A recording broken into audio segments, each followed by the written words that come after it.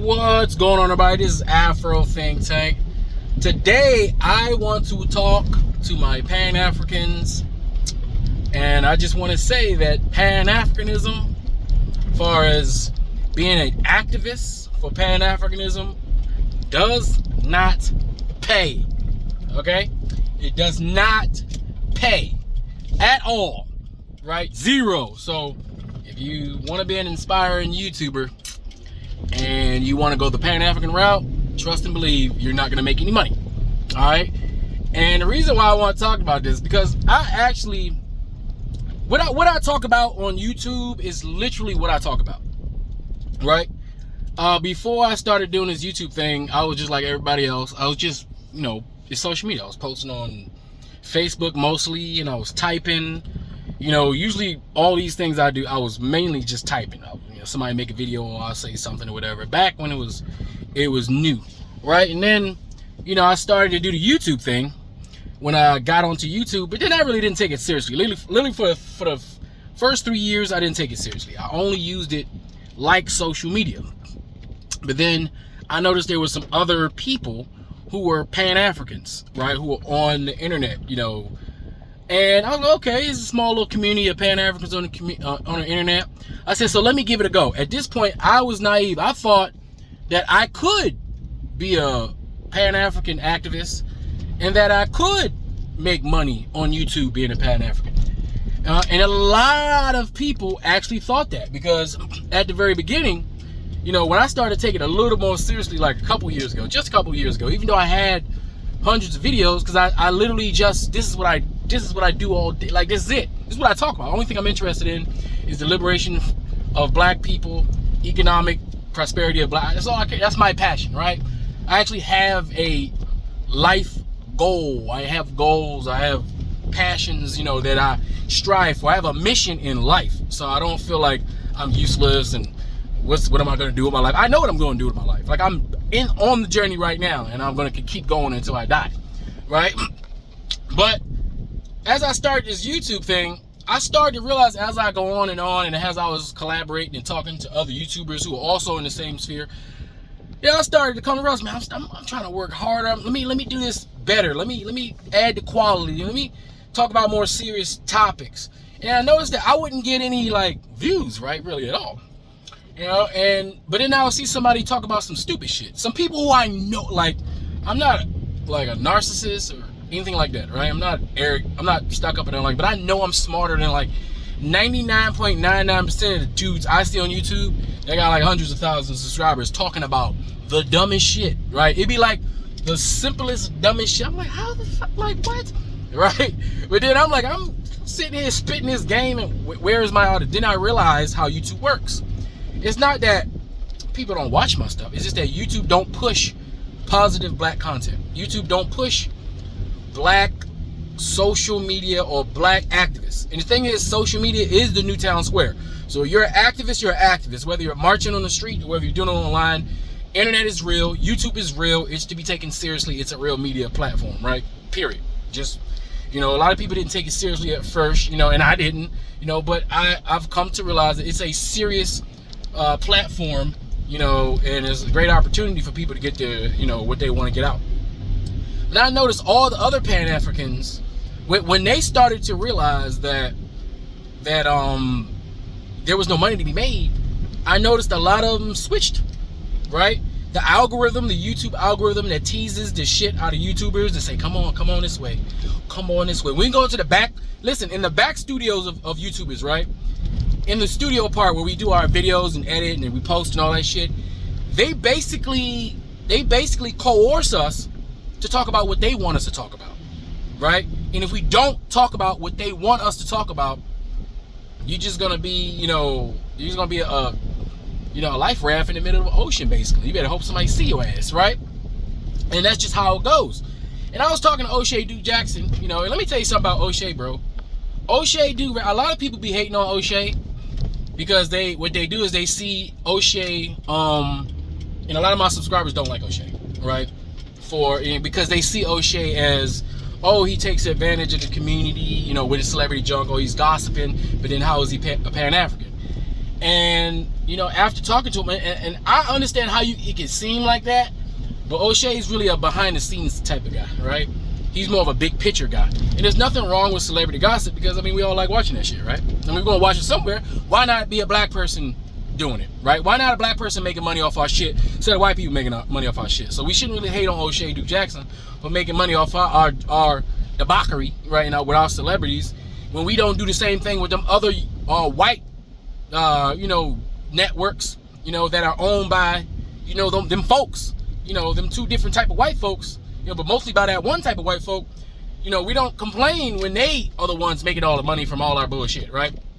You know, he told me, he said, look, man, he said, you're gonna have to decide which way you're gonna go, right? You gotta decide. He said, you know, you got the chops, right, basically, but you gotta decide which way you're gonna go. You gotta decide if you're gonna, you know, if you're gonna do this on a commercial, you know, you're gonna do this, try to make real money on YouTube, or you're gonna go this way. You could do both, but it's hard to do, right? Which is tough, because we're watching him do it. He's one of the first ones to ever try to, you know, to do it on both ways, and he's having lots of success, and he's putting a lot of people on. He's helped a lot of people, right? And but he found a way. And here's the thing: he's a Pan-African, right? And he talks his Pan-African shit, but he also knew that 100% Pan-African itself, the ideology, the speaking and talking about and promoting of Pan-Africanism, black unity, does not pay, and is not a vehicle for financial freedom. So his vehicle for financial freedom is the things that he's doing on the side. On the side, he's doing more than one thing at the same time. He's doing his celebrity junk and all that stuff, and he's integrated the Pan-African dating show also. So it's kind of like, that's like the middle ground, right? Whereas something's actually happening. You know, then he got his Pan-African stuff that he knows probably not gonna get as much play as normal, right? And me, I decided that because I'm definitely way more, I don't say it's controversial because the shit I be talking about is real. It's controversial because white folks don't want to accept the shit. Some Negroes don't want to accept the shit, but what I say is real, right? But I decided, because of my rhetoric and the things that I say, I knew that me going this route was not gonna make Pan-Africanism a vehicle for financial freedom for me. So I had to decide, do I want to do it? And of course, there was no question. Of course I want to do it. I've been doing it for free my entire life. You know, YouTube gave me like $5 one time, and I was like, oh shit, what? You know, once YouTube gave me $5, I stopped posting on Facebook for real. I was like, well, Facebook ain't paying me, but apparently Facebook can pay you, so maybe I need to check that out. But I've decided, because my road to financial freedom doesn't hinge on YouTube, it gives me the freedom to do, you know, what I want to do. It gives me the freedom to say what I want to say and not be inhibited, you know, by the YouTube algorithm that's telling me, hey, you make a lot of money if you talk about like this. You make a lot of money if you talk like this. You make a lot of money if you talk shit about your black woman. You make a lot of money if you talk shit about just talk shit about black people. You'll make a ton of money. You can quit your job, all right? And I know I got the personality for it. Don't act like I don't. Y'all know I do, right? I got that energy, but I choose to use that energy for the passion of my life, which is black folks. I love black folks, and I'm unapologetic about it. And I have to say that it does give you a sense of freedom when you don't have to worry about the algorithm. Like, I'm monetized, but most of my videos get limited as soon as I put it up. I'm to the point where the algorithm says, once I put an Afro think tank, limited. You put in the word African, limited. You put in the word black, limited. You put the word African American, limited. I'm telling you, any of these words will make it so YouTube say, I'm not paying you. African, black, any African country, anything that has to do with black people and positivity, oh yeah, limited. Afro think tank, limited. And then I have to contest it, and then sometimes they will undo it. But I don't do it for the money, because money is not everything. Yeah, money is cool. Money is a tool, right? Money is a tool to get objectives done. Money is a tool that you use in this society to protect yourself, to buy things for yourself, to live a quality life. It's a tool, right? But it's not the end all be all. Like, I don't look at money and worship money, but like, yeah, money, that's the thing I need. So let me go ahead and throw my people under the bus for it. A lot of people have chosen to do it. A lot of Pan-Africans who have chosen to do it. A lot of Pan-Africans said, fuck it, I'm gonna be a Pan-African, but I'm gonna find a route to make money. So I'm gonna be a conservative Republican, I'm gonna be a coon, right? So they go from Pan-African into coon, right? Then some of them go from being a Pan-African to xenophobia, because, oh, if I could talk about them African folk and them Jamaican folk and get some controversy and drama, I'll make some money. I seen Pan-Africans do that. I seen Pan-Africans go the pretendian route. All of a sudden they go from Pan-Africans, they go from Black people probably sailed, or most likely sailed to America, you know, way before Europe, to like, yeah, we're indigenous people here. Like the stupidest shit ever. And they have no proof, no evidence, just some other dude on the internet that used to be a Pan-African that decided to slide over to whatever different drama. There's even a Pan-African who's half black, half white, who used to be a Pan-African. Now he makes his money talking shit about black dudes on the internet, right? Right?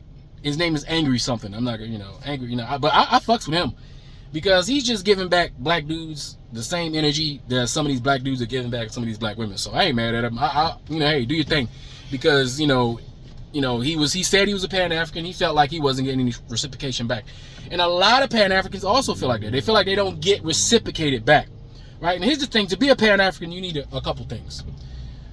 You need to have resolve, meaning what you believe in. If you truly believe in unity, is unity no matter what. You unapologetic. When you say you unapologetic, meaning when the powers that be deem you a danger and they want to punish you, or they want to sanction you, or they want to silence you, you keep going anyway. A Pan-African with resolve is the type of person that will keep speaking even if nobody's in the room. Will keep speaking even if there's just one person in the room. Will keep speaking even if everybody's in the room playing on their cell phones, because there's got to be somewhere around there somebody's paying attention and the message is going to get out somewhere. To be a real true Pan-African, you got to have longevity. I done noticed a lot of ones that jumped on the internet, they tried to be Pan-African, they had a lot of energy, and they're gone now. I don't see them on the internet. I don't see them on YouTube. I don't see them on Facebook. I don't see them doing anything, right? Because they figured out they can't make no money. They figured out YouTube's not going to push their video. And they figured out you're going to have to do this shit the hard way. Going the Pan-African route is the hard way all the way. But there's benefits to it, right? There's benefits to it, right? Because the thing is, everybody's looking for somebody else to come do it, right? Everybody's looking for Superman to come down. Everybody's looking for Jesus to come down. Everybody's looking for Muhammad to come. Everybody's looking for David, to come and bring it to the wrath. Everybody's looking for a hero to come do the thing that they know need to be done.